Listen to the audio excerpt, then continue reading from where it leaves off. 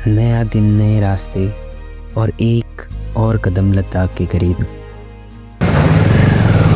भाई साइड दे देता तो बढ़िया होता। जिस्पा की ठंडी हवा और खामोशी में कुछ अलग ही सुकून था। पर सफ़र अभी शुरू हुआ ही था। नाम क्या है तुम्हारा? तंजिल डोनसल। है? तंजिल डोनसल। और इसका? तंजिल कालगान।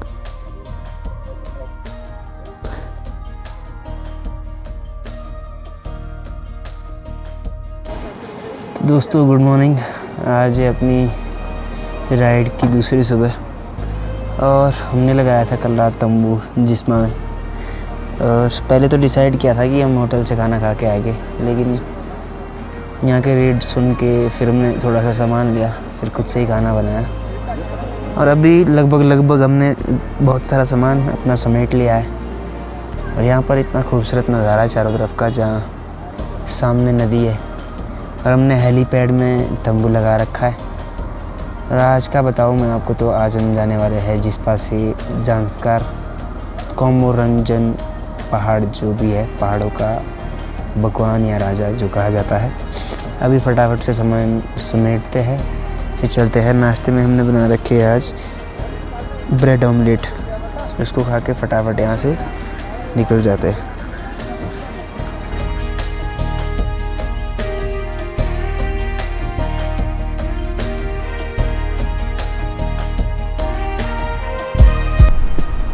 दोस्तों यहाँ लगाया था हमने कल रात को तंबू, और ये वो हेलीपैड है जहाँ हमने कल रात कैंप साइट की थी। और लास्ट ईयर जब हम आए थे तो हमने यहीं पे तंबू लगाया था। फ़िलहाल अपनी बाइक हो चुकी है पूरी तरह से तैयार। अब यहाँ से जल्दी निकलते हैं। मौसम का कोई पता नहीं, कभी भी ख़राब हो सकता है। फ़िलहाल चलते हैं अब यहाँ से। तो गाइस अब यहाँ से चलते हैं आगे की तरफ। हमें जाना है कोमोरंजन पर्वत, जो आपने देखा होगा माउंटेन व्यू जो भी आता है रास्ते में। तो यहाँ से निकलते हैं। और कल हम चले थे लगभग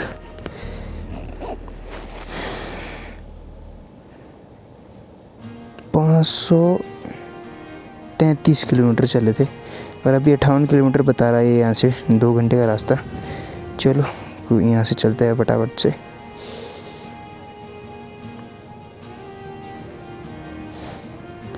चलो बैठो।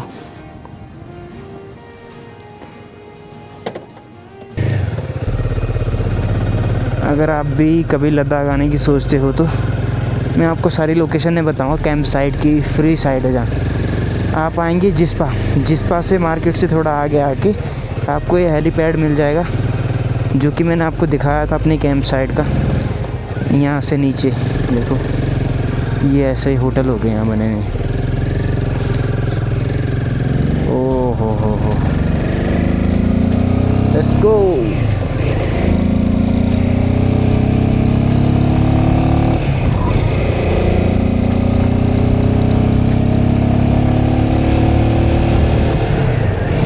All set okay. सुबह का वक्त था। जिस्पा की ठंडी हवाओं ने राइड की शुरुआत को और भी यादगार बना दिया। आज का सफ़र एक नए रास्ते, नए मंजर और कुछ अनजाने मोड़ों की तरफ ले जा रहा था। रोड के एक तरफ बिल्कुल बिखरी हुई रवान नदियाँ और पहाड़ों की खामोशी, ये सब कुछ कहना चाहते थे, रुको ज़रा, महसूस करो। हर मोड़ पर कुछ नया था, हर किलोमीटर एक कहानी। कभी रोड्स स्मूथ, कभी ऑफ रोड, लेकिन दिल हमेशा ऑन द राइड। ज़िंदगी का असली मज़ा तो यही है, जब आप नेचर के साथ एक हो जाते हो।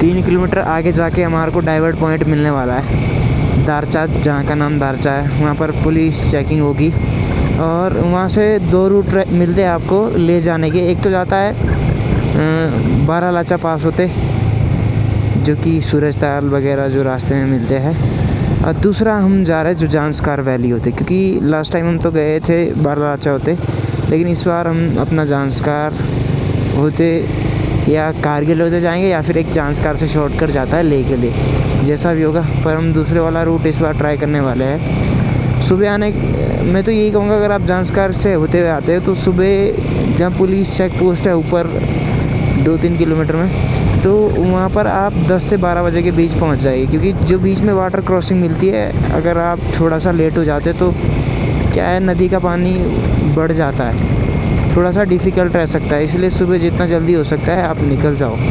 रास्ते में कोई भरोसा नहीं भाई, कब क्या हो जाए।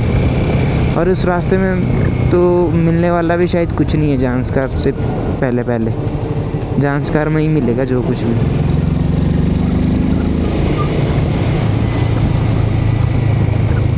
और गाइस ये है पुलिस चेक पोस्ट, यहाँ से एंट्री होती है आपकी। और देखो गाड़ी की कितनी भीड़ है लगी, बाइक का सही है, जल्दी से आगे निकल जाओ।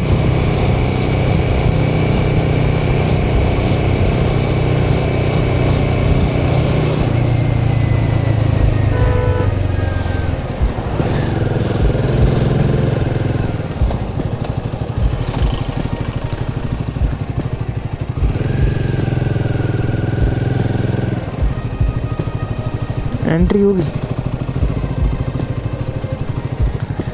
एंट्री कराऊंगा।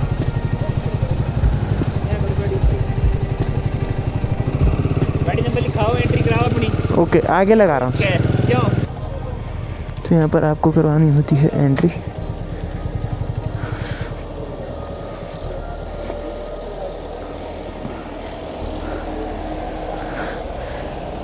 और यहाँ से रास्ता जो सीधा जाता है वो जाता है जांस्कार के लिए। यू टर्न लेके आप इधर से लेह वाला रूट जो मैंने आपको बताया था, यहाँ से एंट्री करा के फिर सीधा आपको आगे निकलना है। दारचा पहुंचते ही एक नया एहसास होता है। यहाँ से असली हिमाचल से लद्दाख की जर्नी शुरू होती है। पुलिस चेक पोस्ट पर एंट्री करानी पड़ती है। ये सिर्फ एक फॉर्मल प्रोसेस नहीं, बल्कि एक याद दिलाता पल है कि अब हम उन राहों पर बढ़ रहे हैं जो सिर्फ खुद में एक सफ़र नहीं, एक इम्तिहान भी है। नाम रजिस्टर होता है, आईडी चेक होती है और दिल में एक नई उम्मीद जगती है कि अब असली एडवेंचर शुरू होने वाला है।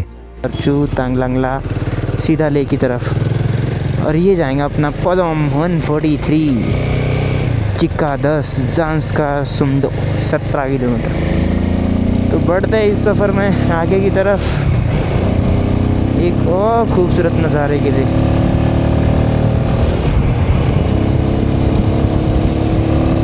तो गाइस अब हम पहुंच चुके हैं इन बर्फीले पहाड़ों के बीच, और सामने आप देख सकते हैं कितना खूबसूरत बर्फ़ का पहाड़ है। और अब तो आपको रोड साइड में भी बर्फ़ मिल जाएगी, पर ये जमी हुई काफ़ी ज़्यादा है। और यहाँ से शिंकुला थोड़ा सा ही है, आई थिंक 5-7 किलोमीटर। धीरे धीरे हम पहाड़ों की तरफ चढ़ गए हैं और ठंड भी काफ़ी ज़्यादा बढ़ गई है। हमने पीछे रोक के अब अपना जैकेट पहन लिए थे। शिंकुला पास में तो ठंड होगी थोड़ी बहुत, उसके बाद शायद थोड़ा सा डाउन होगा तो उतनी ठंड नहीं रहेगी।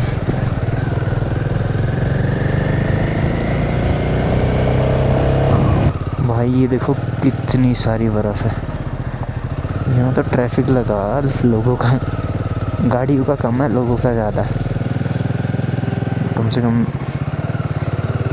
3-3.5 फीट बर्फ़ है। BR cuts mountain but connect hearts, yes bro. शायद तो सामने शिंकुला पास है। तो दोस्तों हम पहुंच चुके हैं शिंकुला टॉप, जिसकी हाइट 16,580 फीट है। और 16,580 फीट की बुलंदी पर जहां हवा भी साफ लगती है और खामोशी भी कुछ कह जाती है। ये सिर्फ एक पास नहीं, ये एक परीक्षा थी जिसमें हर मोड़ पर या तो पत्थर मिला या खुद से एक सवाल। पीछे मुड़ के देखता हूँ तो सिर्फ धुंध है और आगे एक नया रास्ता, एक नई कहानी। शिंकुला ने सिखाया, जब तक हिम्मत साथ है तब तक कोई रास्ता मुश्किल नहीं। शिंकुला टॉप के बाद आपको मिल जाएंगे ऐसे कच्चे रास्ते और रोड के साथ सटा बर्फ़। अभी भी मशीनें काम ही कर रही है यहाँ पे, बर्फ़ को साइड हटाने का काम। जैसे पहले ऊपर चढ़े थे शिंकुला टॉप के लिए, और वैसे ही नीचे यहाँ से जो दिखा रहा है 10 किलोमीटर दिखा रहा है, कोंगबो रंगजन पर्वत। पता नहीं सही दिखा रहा है या गलत।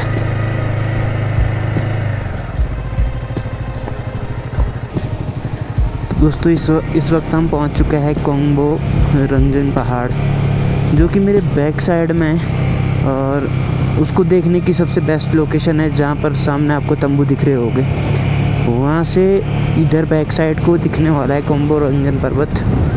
और अभी आपको जाके दिखाता हूँ। ऐसा कहा जाता है कि ये पहाड़ों का राजा है, पहाड़ों का देवता है, क्योंकि इस पहाड़ की पूजा की जाती है। और इसका खूबसूरत व्यू तो आपको कैंप साइट से दिखने वाला है, जो यहाँ पर कैंप साइट से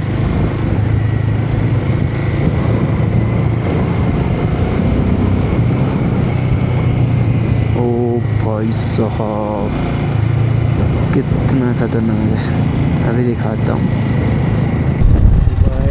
वो कितना खूबसूरत नज़ारा है।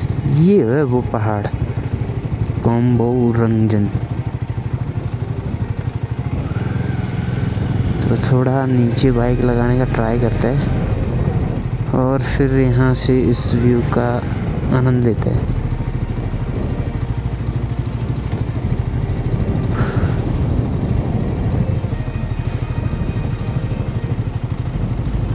कोंगबो रंगजन एक ऐसी जगह जिसे सिर्फ देखा नहीं महसूस किया जाता है। ये पर्वत शिवलिंग के रूप में प्रकृति का एक चमत्कार है, जिसे किसी इंसान ने नहीं कुदरत ने तराशा है। लोग कहते हैं ये शिव का स्वरूप है, और ये देखकर लगता भी है शुद्ध, पवित्र और अद्भुत। इस ठंडी हवा में एक अलग ही शक्ति है, और आंखों के सामने एक तस्वीर जो ज़िंदगी भर दिमाग से नहीं जाने वाली। कोंगबो रंगजन सिर्फ एक पहाड़ नहीं, एक भावना है।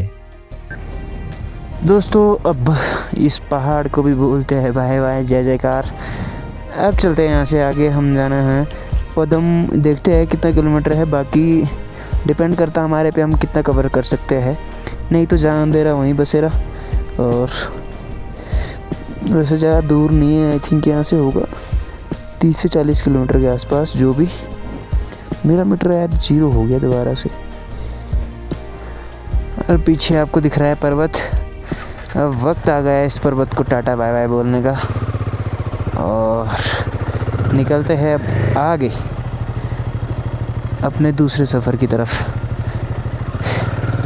क्योंकि अभी तो बहुत टाइम है हमारे पास, 12 बज रहे हैं। 1-2 घंटा जितना खींच सकते हैं खींच लेते हैं, फिर अपना तंबू गाड़ के वही जो डेली का है। कोंगबो रंगजन को पीछे छोड़ते हुए मैं आगे बढ़ रहा हूँ, लेकिन दिल का एक हिस्सा वहीं कहीं उस पर्वत के सामने रुक गया है। बाइक चल रही है, हवा चेहरे छू रही है, और कैमरा मेरी आंखों का सुकून कैप्चर कर रहा है। शायद इसे कहते हैं असली आज़ादी, जब मंजिल से ज़्यादा रास्ता प्यारा लगने लगता है। कोंगबो रंगजन तक का सफ़र यादगार था, लेकिन उस जगह से आगे बढ़ना भी एक एहसास है, जैसे कुछ लेकर आया हूँ वहाँ से। एक शांति, एक कनेक्शन, और हाँ, चेहरे पर जो मुस्कान है वो इस राइड की खुशी का सबसे सच्चा सबूत है। मौसम ने भी रुख बदल दिया है, कभी भी बारिश हो सकती है। और इस बार तो बरसाती के मामले में कॉम्प्रोमाइज़ हो रखा भाई बहुत ज़्यादा। पहले तो डिसाइड किया था कि हम लेने वाले हैं राइडिंग जैकेट्स, थोड़ा सा पहले ही खर्चा ज़्यादा हो गया था तो ले नहीं पाए। बरसाती थी वो भी ला नहीं पाए। अब नॉर्मल बरसाती खरीद रखी, लेकिन नीचे घुटने से नीचे हम सेफ़ नहीं रहने वाले। ऊपर तक तो सेफ़ है, घुटने से नीचे सेफ़ नहीं रहने वाले।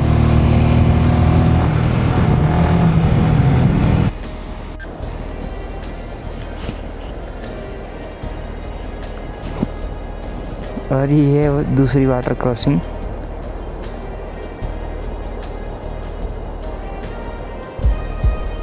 और बीच में उसको दबाने, उसको इधर आने दो, फिर हम देखते हैं कहाँ कम गहरा है, कहाँ ज़्यादा।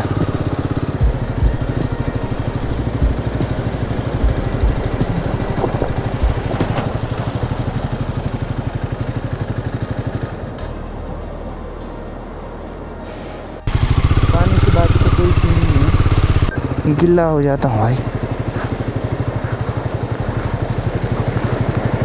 ओ तेरी का भाई, पूरा ठंडा। इस सफ़र का हर मोड़ एक नई चुनौती लेकर आता है और इस वक्त मैं एक ऐसे मोमेंट में हूँ जहाँ सिर्फ हिम्मत और बैलेंस का काम है। पानी से भरा ये रास्ता बाइक के नीचे से बह रहा है, लेकिन मंजिल के लिए रुक नहीं सकता। टायर के नीचे पत्थर है, पानी तेज है, पर दिल में सिर्फ एक ही बात चल रही है, करना है और करना है। ये सिर्फ एक वाटर क्रॉसिंग नहीं, एक टेस्ट है, पेशेंस का, कॉन्फिडेंस का और उस जज्बे का जो मुझे हर बाधा के पार ले जाता है। ये मोमेंट था टच, लेकिन यही तो असली राइड है।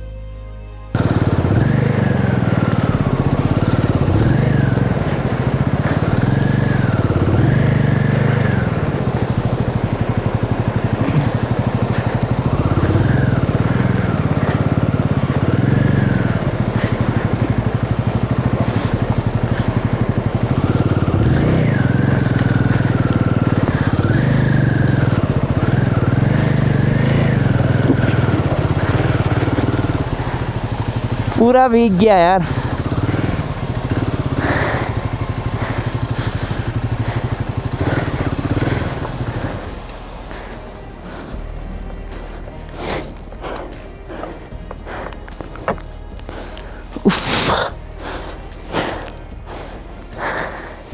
तो गाइस हम पहुंच चुके हैं पदोम, और पहले खा रहे थे थोड़ा बहुत खाना भाई, क्योंकि भूख लगी है बहुत ज़्यादा।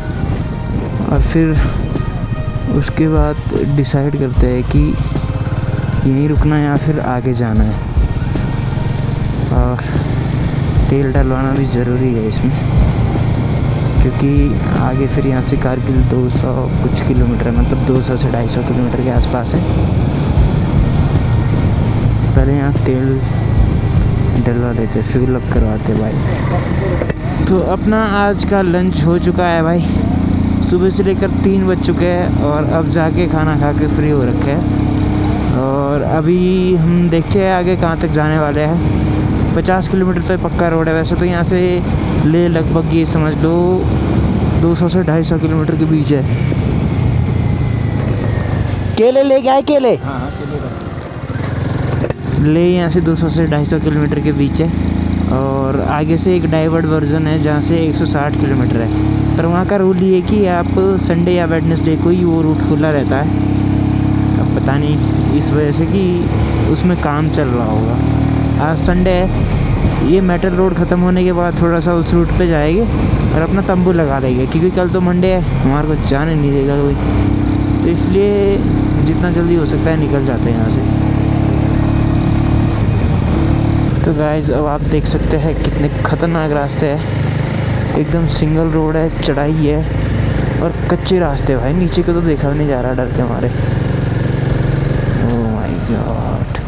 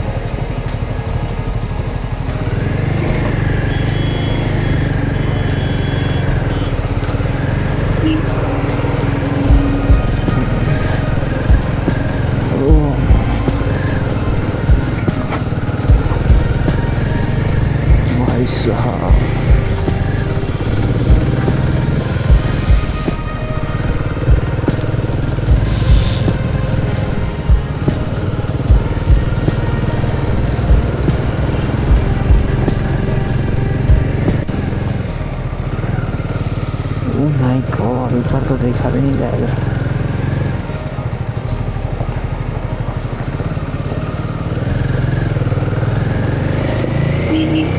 अब राइड ने अपना असली रूप दिखाना शुरू कर दिया है। ज़ांस्कार वैली का वो ऑफ रोड जिनके बारे में सिर्फ सुना था, अब मैं उनका हिस्सा बन चुका हूँ। कहीं मिट्टी की धूल से भरे रास्ते, कहीं पत्थरों की बजरी, और बीच बीच में ऐसा टर्न जहाँ एक छोटी सी गलती का मतलब गेम ओवर। हैंडल टाइट पकड़ना पड़ता है, हर गियर का सोच समझ के यूज़ करना पड़ता है। ये कोई हाईवे का राइड नहीं, ये ज़ांस्कार है, रॉ, वाइल्ड और अनफॉरगिविंग। पर सच कहूँ तो यही तो जीने का असली मज़ा है।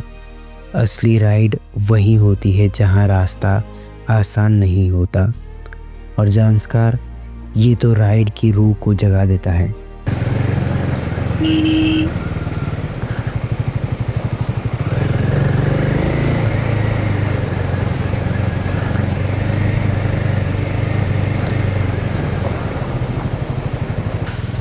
गाइस अभी मैं बैठ गया हूँ पीछे, और भाई ऐसे ऐसे ऑफ रोड जो कि मैंने आपको ब्लॉग में दिखाया, और हमारे को मिलने वाले हैं कुछ लोग। रुको रुको, हम ज़ांस्कार पादुम से आ रहे हैं क्या? हाँ जी हाँ, कितना दूर है पादुम से? देखो 71 71 किलोमीटर है। 71। जहाँ जगह जगह पे ना इनका जो रोड बना रहे हैं ना, उनका कुछ ठिकाना है। अच्छा लगा सकते हैं। ओके ठीक है भैया, चलो ओके आगे। Okay okay. आए कहाँ से हो आप? ले मुंबई से। अच्छा मुंबई से, आप कहाँ से? हम उत्तराखंड से। उत्तराखंड से? हाँ जी। चलो ओके। तो गाइस रास्ते कुछ ऐसे कच्चे हैं जिनको पार करना महाभारत है, और अभी यहाँ से लगभग 50 किलोमीटर तक ऐसे ऑफ रोड मिलने वाला है। इतना ज़्यादा रिस्की है कि क्या बताएं।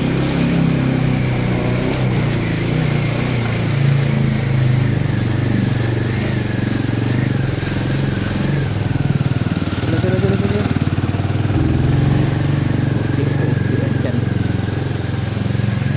दोस्तों ये देख सकते हो आप, खूबसूरत पहाड़ों के बीच किस तरह से पानी निकल रहा है। ओ भाई ये तो अचानक ही दिखा मेरे को। ये देखो ऊपर ऊपर कहीं से भी नहीं इसका वो भाई यहाँ से निकल रहा पानी। तो गाइज शाम के बज गए अब 7:15, और अभी ले है लगभग यहाँ से 50 से 60 किलोमीटर के बीच, और अभी थोड़ा सा मेटल रोड मिला है, नहीं तो भाई अपना जो एवरेज था, स्पीड एवरेज था 10-15, क्योंकि बहुत ही गंदा ऑफ रोड था, एकदम डीप चढ़ाई। ऑफ रोड के साथ थोड़ा सा टफ रहता है कवर करना। तो हमने एक होटल में पूछा था कि भाई ये जो रास्ता है ये सिर्फ संडे और वेडनेसडे को खुलता है। किस्मत हमारी अच्छी है, एक दूसरा जाता जो पहाड़ों से होके जाता है, कोई पास 2-3 पास उसमें मिलते हैं। हमारे को ये सही पड़ गया, क्योंकि ये लिंक रोड से 100 किलोमीटर है, वो 200 किलोमीटर ले पड़ना था हमारे को। तो हमने होटल वाले से पूछा था, उसने कहा था कि जैसे आप लिंक रोड में जाओगे तो आपको हर 10 किलोमीटर के बाद गाँव मिलने वाला है। डे 2 का सफ़र अपनी उल्टी चाल चल रहा था। ले पहुंचने वाले थे, लेकिन रात अंधेरा ले आई। थकान भी थी और रास्ते भी अब दिखने बंद हो चुके थे, इसलिए कैमरा बंद करना पड़ा। आज का दिन यादों से भरा हुआ था। गोम्बो रंगजन, वाटर क्रॉसिंग, ज़ांस्कार के ऑफ रोड और रास्ते में मिले कुछ मुसाफिर, सब कुछ एक कहानी बन गई। आज का स्टे ले में ही है, लेकिन उस शहर की रोशनी कल के ब्लॉग में होगी। मिलते हैं नेक्स्ट एपिसोड में नई विजुअल, नई चैलेंजेस और नए एहसास के साथ। मैं हूं आपका अपना हिल रोवर, और ये था मेरा डे 2 का सफ़र।